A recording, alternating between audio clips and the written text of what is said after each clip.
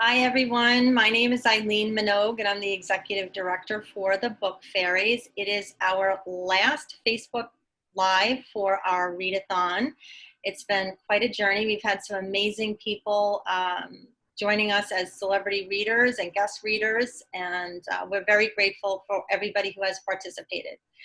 Today we have a great guest reader, but before we bring her on, I would like to introduce you to Ian Zaslansky. He is the owner of Marlarm Securities, and they are one of our best supporters. We would literally not exist if it was not for Ian, his dad Marty, and their generosity. They donate our warehouse. We are able to move all the books that we move in and out and get them into the hands of kids because of their generosity. And today we want to spotlight them. Ian has a few things he would like to say, but on behalf of our board, our staff, the volunteers, and most importantly, every child and adult who receives a book from us, I want to express our sincerest gratitude. Ian, thank you so much and welcome today. Thanks for having me. I just want to start by taking a moment to say congratulations to you, Sherry, Amy, the rest of your staff, on not only a great program that you've been doing here with the read-a-thon, but in everything you've been able to accomplish. I have been there from the start to see a lot of it, crossing 1 million books donated, 2 million books donated, the lives you touch. So I just want to take a moment to say congratulations to you and your staff for everything that you do. Thank you.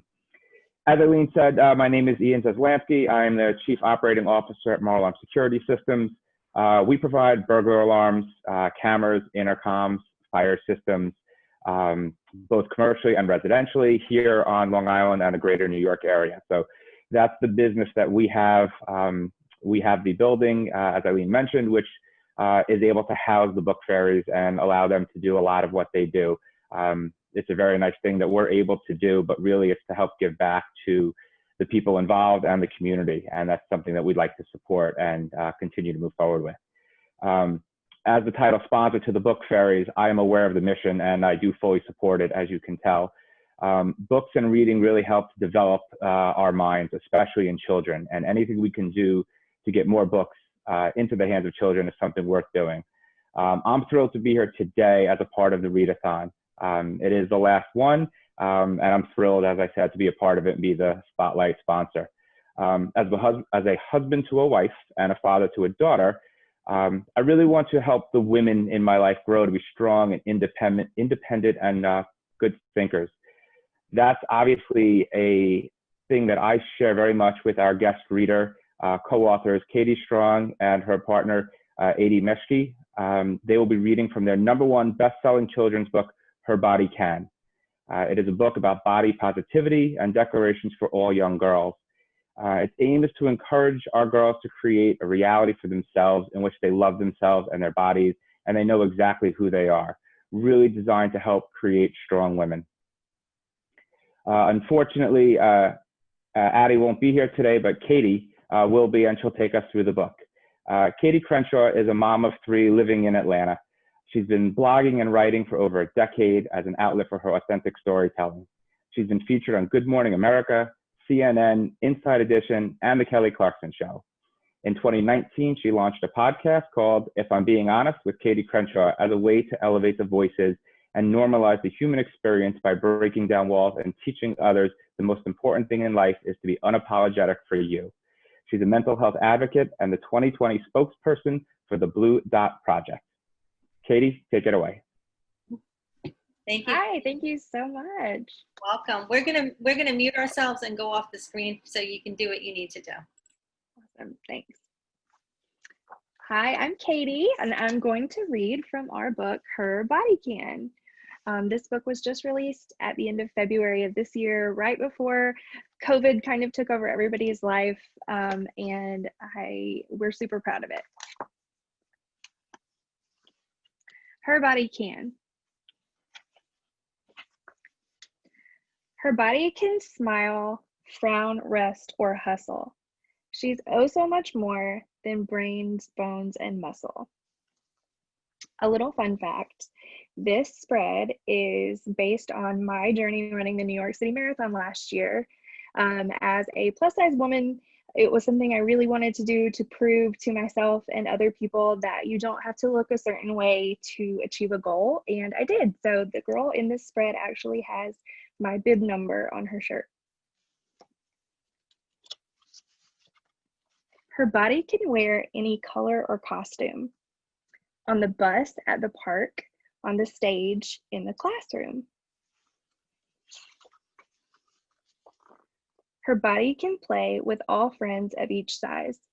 Worth is not measured by the shapes of our thighs.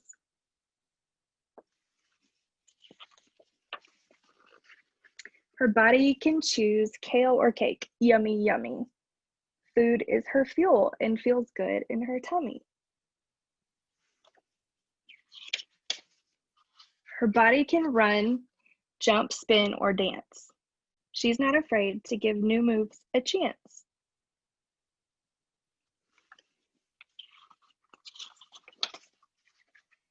Her body can shop at the stores she likes best. She gets to choose how she wants to dress.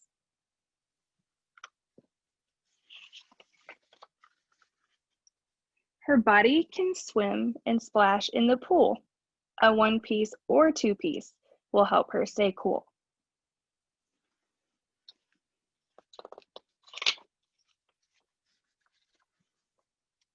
Her body can pose for pictures, say cheese. She'll love looking back at the fun memories.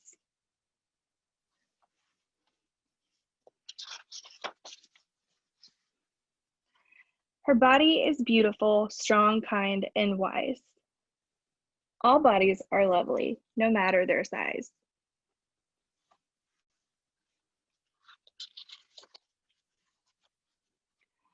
Her body can dream of the places she'll go, from Paris to London, perhaps Tokyo.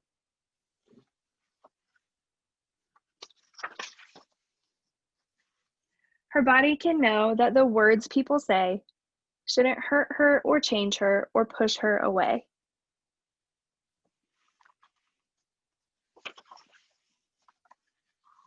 Her body can look at herself in the mirror. She's perfectly perfect. It's never been clearer. Her body can go over and under and through, and what her body can, darling, yours can do too. And I just want to read our reader note at the end because it kind of sums up our mission with this book. Dear reader, we believe in the depths of our souls that all bodies are inherently good, capable, and miraculous. As former little girls turn women, we are all too familiar with the limits society tries to set for us and what our culture expects a girl to look like, act like, and be like. We want to encourage girls from ages 1 to 101 that your body can. Your body's most important job is to carry you, an irreplaceable human being, through your life's journey. As you grow and experience life, it is important that you love your body and yourself with the entirety of your heart. What your body looks like is irrelevant. When you connect to your inner self and focus on what you can do, unconditionally loving and honoring your body becomes one of the center points of life. Always treat your body like it's holding your inner child who is worthy of respect and adoration no matter what.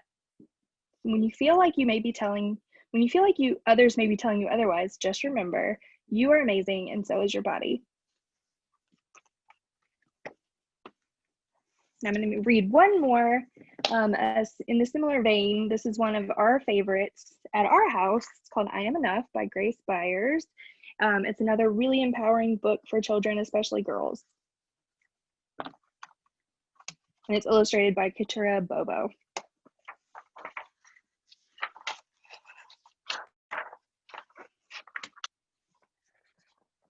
Like the sun, I am here to shine.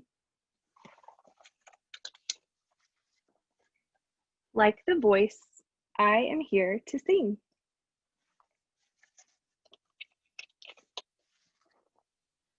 Like the bird, I am here to fly and soar high over everything.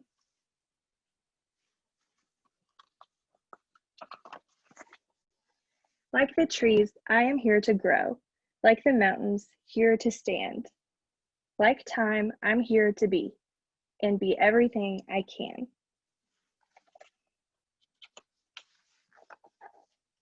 Like the champ, I'm here to fight.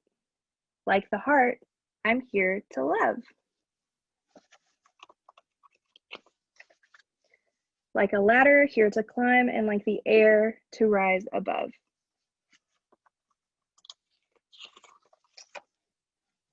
Like the wind, I'm here to push. Like a rope, I'm here to pull. Like the rain, I'm here to pour and drip and fall until I'm full. Like the moon, I'm here to dream. Like the student, here to learn. Like the water, here to swell.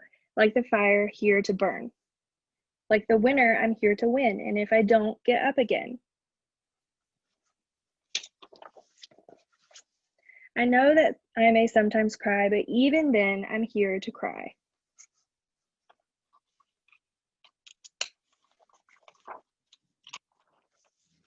I'm not meant to be like you. You're not meant to be like me. Sometimes we will get along, and sometimes we will disagree. I know that we don't look the same, our skin, our eyes, our hair, our frame. But that does not dictate our worth. We both have places here on earth. And in the end, we are right here to live a life of love, not fear. To help each other when it's tough, to say together, I am enough. That's it. That's my 2 books. I hope you guys liked it. I think we're going to answer some questions now. Okay. I was surprised to read this book is the first of its kind. What made you want to write this book together? So I met my co-author Ady, who's not here today, at a blogger event. We're both local bloggers in Atlanta, and she had just had a baby. We're both plus size women, and we were talking about the lack of representation of body types in children's books. So she was like, we should write a children's book about, and have a plus size main character. And I was like, absolutely. So we did it as a passion project. Originally, we just kind of wanted to do it for our kids and for ourselves. And we hoped maybe our friends would buy it. And it obviously was something that was really needed. It's not exactly the first book that surrounds body positivity and empowerment, but we did find when we were doing research that there just wasn't a lot on the market where the main character wasn't like being bullied and it started out as negative. So what do I say when my young daughter looks in the mirror and calls herself fat, and to get her to stop comparing herself to others? So this is tough. Obviously, like, everybody's dynamic is different. Everybody's kids are different. This is a loaded question, but I usually tell people fat is, well, especially my kids, fat is a descriptor. It is not inherently a bad word. Some people use it thinking it will hurt people's feelings, but that's because they don't understand what they're saying. So that's one piece. But to try to get her to stop comparing herself to others, I think representation is hugely important depending on their age. TV, books, whatever they're surrounding themselves with needs to mirror the diversity of the world around them. And all the kids around them are not, skinny and white with blonde hair. And so diversity and representation is extremely important. And then also, as a mother, I find that one of my biggest responsibilities is to mirror the same behavior. So my daughter's watching me and how I respond and behave, and my relationship with food and social media and the comparison game, so I can model the best way I can, and that's probably the best thing I can do. Do you have any other book ideas that you're currently working on? We are finishing His Body Can, which is, as far as we know, the last book in this series, and it is supposed to be released at the end of September. We are finalizing that date now because we're just finishing the last finishing touches. but I will definitely keep you guys updated. That book is going to focus more on gender stereotypes with boys. So it's going to be a book of encouragement that boys can do and be whatever they want and not just what society expects them to do as a boy. Was it easy to write a book together? Did you always see eye to eye?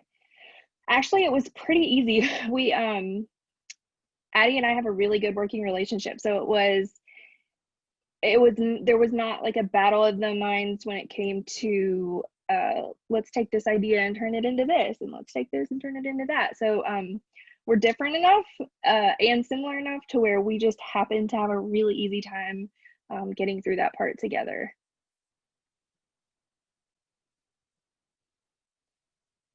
I started blogging. What made you start blogging? I started blogging after my second child was born. I was in healthcare for 2 years and 10 years.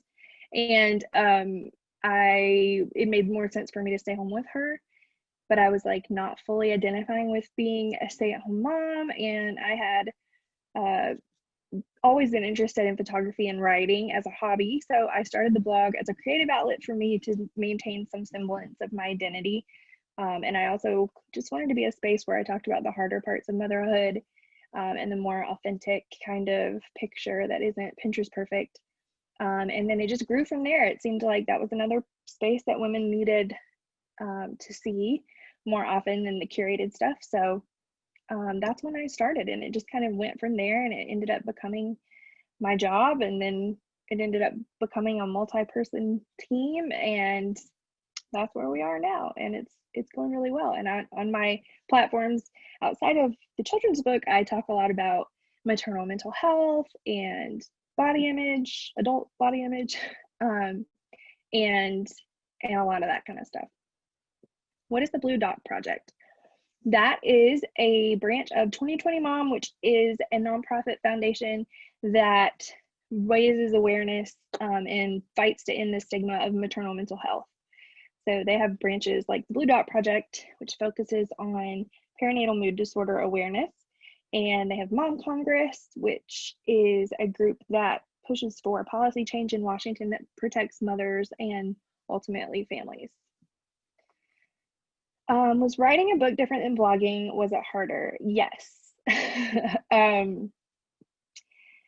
Well, yes and no. I would say a children's book is less hard. I also just finished my memoir, and in comparison, that was extremely hard. But the children's book was kind of easy, but I feel like also we didn't have a lot of pressure. Again, we didn't write this expecting it to be a bestseller and being like a part of our career. Like, we wanted to do it because we loved it. So it was never cumbersome for us. We were excited to work on it. And obviously children's books like this are much shorter, so that helps. So yeah, I guess I would say it's harder, but also not hard, if that makes sense. Am I involved with the illustrations of the book? Yes. So our illustrator, Lily, she lives in France. So we have a time difference, but we consult with her on a lot of stuff. So like we will, during the process, we would like give her the concept of, this is what this couplet means to us. And then she would kind of come up with an idea with her expertise of like what she envisioned that to look like. Unless there were like specific details, like with the marathon spread, we knew we wanted it to look like New York City. We knew we wanted it to be a race setting and all those things. But for some of the other ones, we just said like, we want a group of friends playing at the pool, like, and she would come up with something. And if we wanted something changed, we could change it. Otherwise, we would love it and it would stay. Have you found that the media attention you've received has helped expedite awareness for your book and mission? Yes, absolutely. We're so grateful. Again, all of this happened right before COVID. So we had these media inquiries really at a weird time because we went to California to be on the Kelly Clarkson show live in studio, and that was canceled like as we were getting off the plane in LA because of COVID. So that was very interesting. But absolutely, the press sent it all over the world. Like, we've gotten messages from all kinds of different countries, and it just seems to be a message that's so universally, I guess, needed.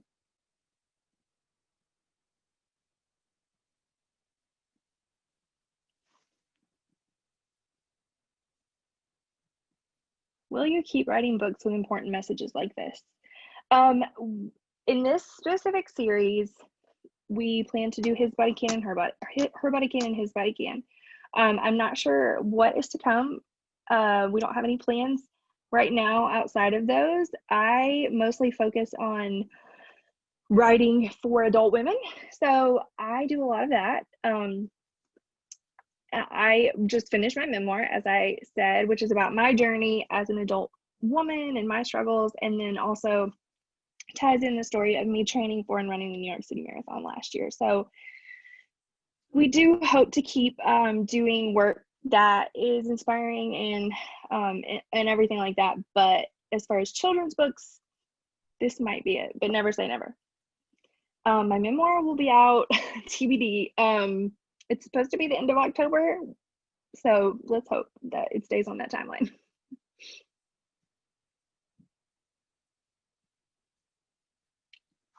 Hi, I think you're on mute. I'm on mute. Okay. My dog was in the room, so I was trying to be good. That's okay. I loved both the books, love the messages, and you are so inspirational. I love the fact that you put the New York City Marathon in there, which, by the way, kudos. That's quite an accomplishment for you to Thank you. Listen, we get charity runner spots. Maybe one year you want to run for us. That would be cool. Oh, that'd be fun. Let me get over my PTSD from last year. Can you believe it was canceled this year? I like, every day I think about how I just barely missed 2020. Like, I just got in and was able to do that before everything just came apart. Yeah, 2020 is definitely, I don't know, Mother Nature, everything. I don't know what we did, but something got shut up. We've angered someone. Yeah. I don't know what happened, but that's pretty cool. So what I love is that your book can get into the hands of any of the kids that we're servicing, because they're already struggling with so much. They're in underserved areas. They are trying to find themselves with so many inequitable situations, and then you throw in how you should look, how you should dress, how everything that you explain in your book. And I just think it's a great thing for us to be able to, if we could get it into the hands of the kids that we serve. Most of the kids that we serve don't have books in their homes. They don't have teachers that don't have books in their libraries. And I know that the teachers that we serve will love to learn and buy your book as well. The message is powerful. I think not even just kids, but adults need to pay attention to this. And I love the fact that you want your children to mirror what you're doing. And we all need to be careful what comes out of our mouth, what we say, how we act, because little ears, little eyes are watching, and they're impressionable. So to have a book that kind of has that conversation and starts it at a young age is a great thing. And I give kudos to you and Ady, and I look forward to your His Body Can. Yeah. That's going to come out soon, and we'll be able to find Very that soon. All right, so we're going to keep an eye out for that. I really want to thank you for coming. We miss Ady. We hope that you guys will consider coming back next year. Sure.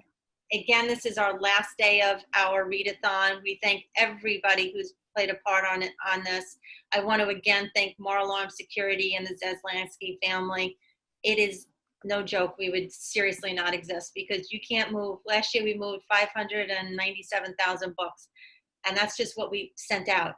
So imagine the warehouse and the capabilities that we needed, and that was all donated to us for free, and for that we're forever grateful. It is not too late for you to get involved and for you to donate to the readathon. You can do so. The link, I believe, was in the comments for this piece, this Facebook Live. No donation is too small. $1 puts 4 books in the hands of a child. $10 gives us 40. So we hope that you'll consider joining us, donating to us, staying involved with the book fairies, getting involved in whatever way you can. We want you to be a part of our team, a part of our family, because we wouldn't exist without you. So thank you all. Until the next time, Katie, thank you so much for ending up a great month of readings, of fundraising, of trivia night. There's been so many good things that have happened. Thank you to Ken Cerini and Cerini Associates, to Marlon, to Jovia Financial Credit Union, and Investors Bank for all of the efforts that you guys have done. Thank you. We'll be back next year.